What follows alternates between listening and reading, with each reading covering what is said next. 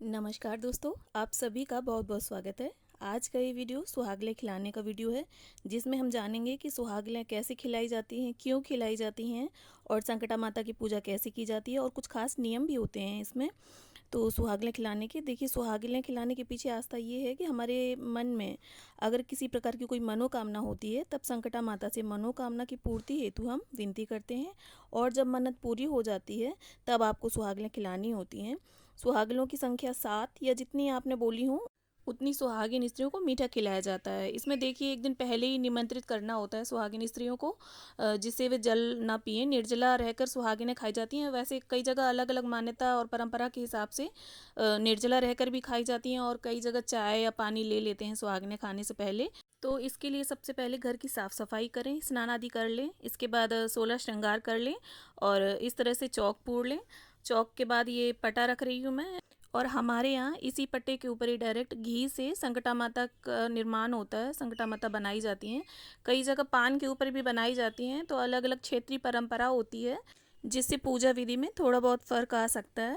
फिर इस तरह से देखिए, संकटा माता का हम घी से निर्माण कर लेंगे। 2 संकटा माता बना रही हूँ मैं यहाँ पर, क्योंकि देखिए नॉर्मली जो संकटा माता की सुहागिनें होती हैं वो 7 खिलाई जाती हैं। मैं यहाँ पर दोहरी खिला रही हूँ, मतलब 14 सुहागिनों को खिला रही हूँ।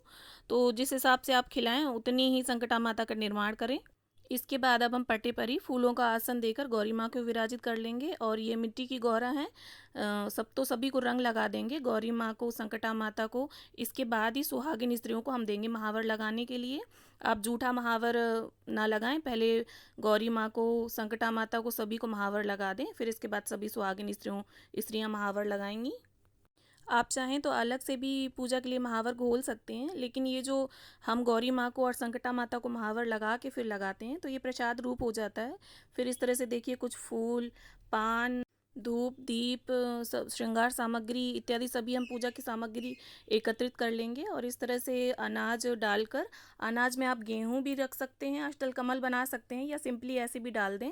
चावल भी रख सकते हैं इसके नीचे, कलश के नीचे, और कलश स्थापित कर देंगे। और कटोरी में भी ऊपर मैंने गेहूँ रखे हैं, आप चाहें तो चावल भी रख सकते हैं। फिर इस तरह से घी का दिया रख लेंगे हम, और उस दीपक को प्रज्वलित कर लेंगे। इसके बाद हम संकटिया माता को, गौरी माता को, सभी को सिंदूर लगा देंगे, बिंदी लगा देंगे, चूड़ी अर्पित कर देंगे। देखिए, सुहागिलें जो होती हैं वो 2 प्रकार की होती हैं, 2 तरह से सुहागिलें खिलाई जाती हैं। खुशी की सुहागिलें जो होती हैं वो शादी, जो नई शादी होती है उसके बाद वधू के आने पर खिलाई जाती हैं।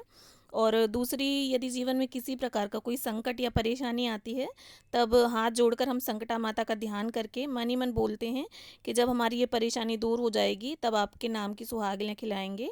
और जब आपका दुख या परेशानी दूर हो जाती है, तब आपको ये सुहागिलें खिलानी अनिवार्य हो जाती हैं। सुहाग सामग्री समर्पित करने के बाद अब हम देखिए सभी को पुष्प समर्पित कर देंगे। कलश देव को और संकटिया माता को, गौरी माता को, सभी को हम पुष्प चढ़ा देंगे। आपको लाल फूल मिल जाएं तो लाल फूल ही चढ़ाएं आप, वरना आपके पास जो फूल अवेलेबल हो, जो मिल जाए आपको, सफ़ेद फूल के अलावा पीला भी चढ़ाया जा सकता है और लाल भी चढ़ाया जा सकता है। फिर इसके बाद देखिए, संकटिया माता को हम चुन्नी समर्पित कर देंगे, चुन्नी उड़ा देंगे। फिर ये देखिए, इस तरह से संकटिया माता के समक्ष हम लौंग इलायची रख देंगे। और सुहागिन स्त्रियां जब मीठा खा लेंगी, इसके बाद जब गौरी माता से श्रृंगार लेंगी, सुहाग लेंगी, इसके बाद प्रसाद रूप में एक एक लौंग इलायची भी लेती हैं।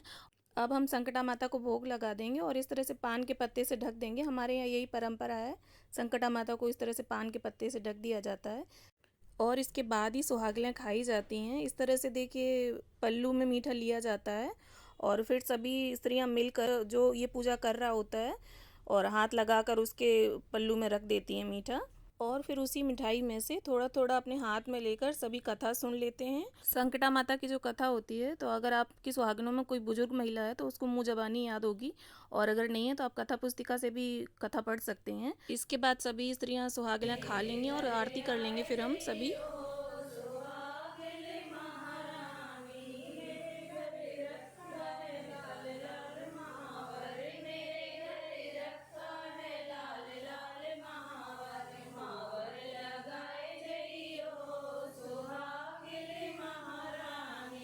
आरती संपन्न होने के बाद इस तरह से हाथ में थोड़े से पैसे और फूल और चावल लेकर जो भी आपने मन्नत मानी हो उसका संकल्प आपको छुड़ाना होगा।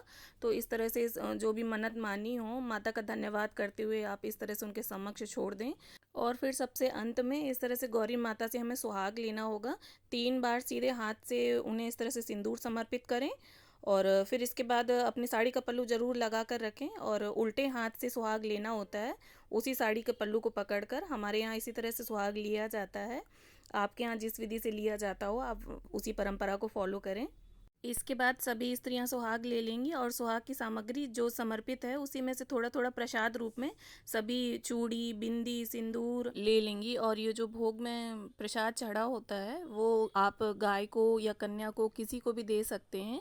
इसमें सुहागले खाने में एक नियम भी होता है कि यदि आपसे मीठा नहीं खाया जा रहा है तब आप उसे घर ले जा सकती हैं और पहले उसे खा लें।